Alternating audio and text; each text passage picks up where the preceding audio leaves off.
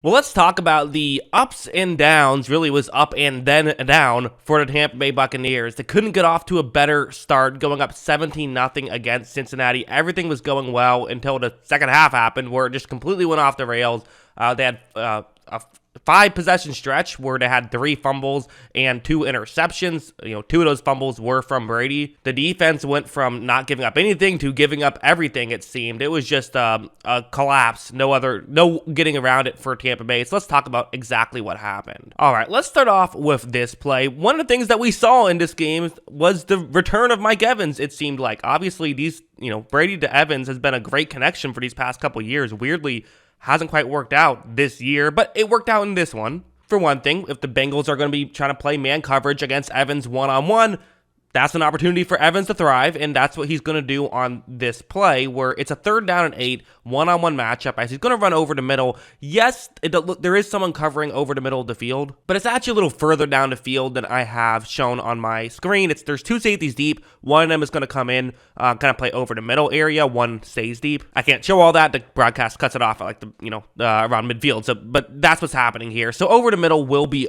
open if Evans can win his one-on-one matchup. And watch Evans' first step. Look at that, man. It fakes to his left, gets to his right, and just able to easily get open. And I do feel like we've seen this these past couple of weeks. He got open plenty in that San Francisco game. Obviously, that was just a weird situation that happened, but he's getting open here as well. This time, Brady does put it in a perfect spot where Evans is able to make the grab, and they're able to pick up that 3rd down and 8. And that's something that the Buccaneers were sorely missing, that we were able to see at times in this game, was, hey, getting a 1st down on a 3rd down and 8. Like, that's something that most teams are able to do. They were struggling at getting that stuff, but they got it there. You also saw stuff like this, where it's going to, again, be a similar situation, single safety deep, cover 1 play, but you look at the corner who's covering Evans, and you see how far off he's playing. You see everywhere else, it's press coverage, but against Evans, there's some space right there, which is, usually a lot of coaches will leave it up to the player to play as far off as they want to play. But the,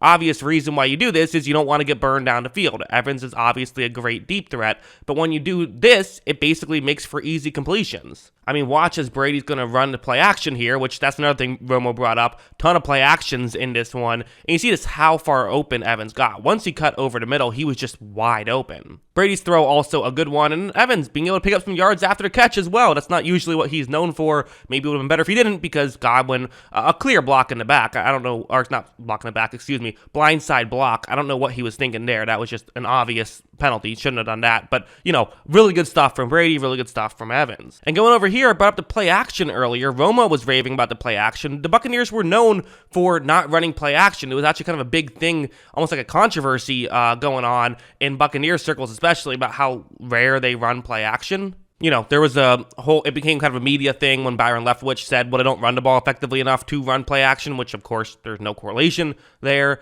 to teams that run the ball effectively and teams that have success running play action. But still, running a play action, having Mike Evans once again be the guy who runs over the middle. Watches when this happens. Cincinnati actually plays it pretty well. Like, the linebackers don't get too fooled. So, maybe the play action didn't help too much, but just the route itself against this coverage did help, as Mike Evans is open here.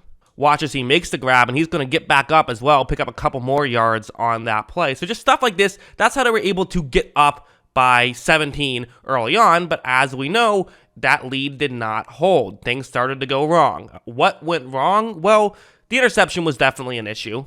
Look, over here, this is what would happen, where it's actually an interesting play design by Cincinnati. They disguised this well. I think they actually might have, I don't know if they fooled Brady or not. I don't know if it mattered, but it was still a clever disguise, where you see this on the screen. You're thinking cover 0 seems very likely, right? Have a one-on-one matchup for every eligible receiver. Everyone else rushes the passer. That's what it kind of appears to be, but it's not. The Bengals are going to drop back into zone. Again, just kind of a clever design right here. And look at how when Brady takes the snap, you are going to see that he looks down the field, and there is, a window, but realistically not a great one. This is a dangerous throw from Brady. As you see, Brady's going to try it anyway, and it was off, and it was, a dangerous decision anyway, so not great. It almost looked like he maybe even tried to no-look that one a little bit, which would not be an ideal scenario. Just a bad play. I mean, there's no getting around it.